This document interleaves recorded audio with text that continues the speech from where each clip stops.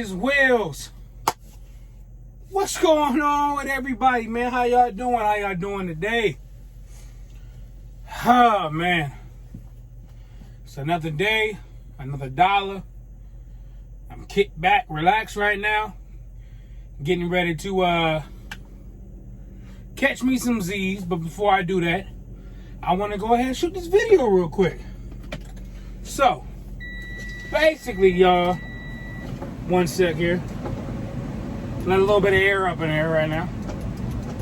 I don't want to have a truck running because it's loud as hell. Basically, what I'm going to talk about in this particular video is the rookie mistakes that I have made since I started driving. We all make them. It ain't a trucker alive that has not made mistakes, and that still doesn't make mistakes to this day.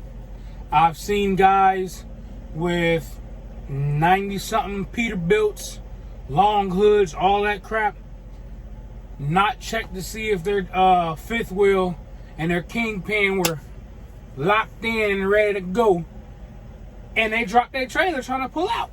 I've seen it all.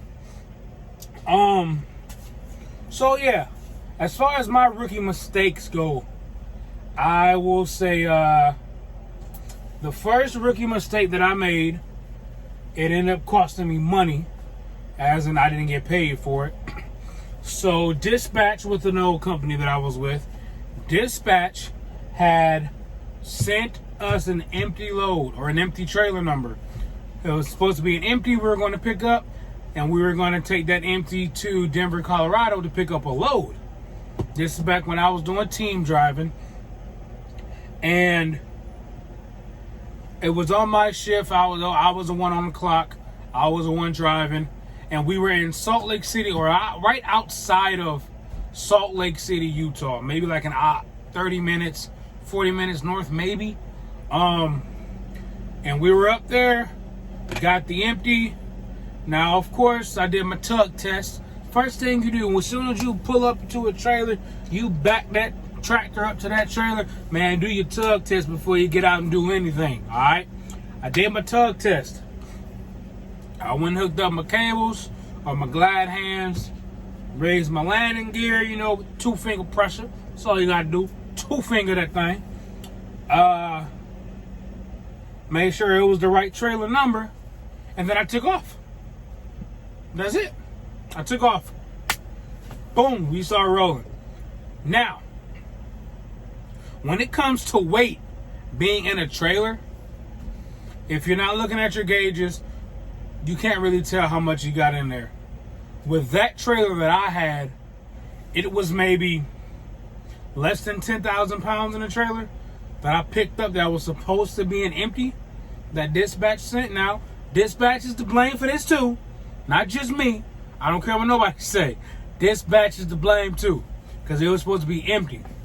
All right, so it was maybe less than 10,000 pounds in the trailer. So that's really not a lot of weight to tell when you pulling, in my opinion at least. That's not really a lot to tell when you're pulling your trailer and you're driving. It's like, ain't nothing back there, you know? So I drive my clock out. My co-driver gets in there. He drives his clock. We get to Denver, Colorado.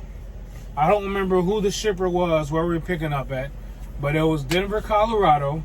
We get there, and we check in, all that stuff. It's finna be fun right here. We check in, all that stuff, and my co-driver goes to open the trailer. It's a full damn trailer with little pallets. Pallets like maybe 2 feet high, 3 feet high. Like, it wasn't a lot of freight. It wasn't nothing heavy.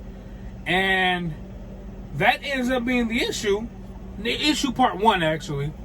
Issue part 2 of that is the load that we came to pick up, somebody had already left with 4, 5, 6 hours before. So not only did we get sent a load that was already picked up, we had a fucking loaded trailer that I did not actually go check to see if the trailer was empty, which I do that now, obviously. I don't care where I'm at. I don't care if I know it's empty. I'm going to still go check to make sure it's an empty trailer. So we had to drive that load all the way back from Denver, Colorado, all the way back to Salt Lake City, Utah, or wherever it was supposed to go out there. And then it comes to find out that trailer was relayed. It was a relay. And it comes to find out where we picked it up at, the trailer was supposed to get dropped off like 10 minutes from that same spot. So not only did we not get paid for that, me and my co-driver, we didn't get into it, but you know, he's been doing it way longer than I have. You're like, bro, you should have double checked that. But you know, it's a rookie mistake. You just started driving, you know. That's an easy rookie mistake, you know what I'm saying, blah, blah, blah. So not only did they refuse to pay us for that, that was like 16, 17 hours that we did not get paid for. You know how many miles that is? That's a lot. That's a lot of miles, my guy. So we did not get paid for that. So I say all that to say this. So all my new drivers, people that just started, always check to see if your trailer is empty. Your dispatch sends you an empty, man, go back there and look, because I've seen it happen. Even now, when I go to certain places to pick up a trailer that's supposed to be empty, it'll be full of pallets or some shit. Like, always check to make sure the trailer is empty. If you do not, you will end up in situations like I am in, or like I was in. Picked up a damn trailer that dispatch said was empty. Me being a rookie, I did everything but go check to actually see if the trailer was empty. Had to drive all the way to Denver, Colorado, and then drive all the way back just to not get paid for it. And it wasn't even empty miles because it was a loaded trailer. And then we delivered the load. We didn't get paid for the load either. So I pretty much fucked both of us. Excuse my language. But I pretty much fucked both of us over that time, yo. So that's part one of my rookie mistakes as a new driver. Like I said, October make a year, I think. October, end of October, early November, something like that. It'll make a year I've been driving. I've still made a few mistakes, but that's a video for another time. All right? 18 righteous wheels, man. Over and out. Deuces.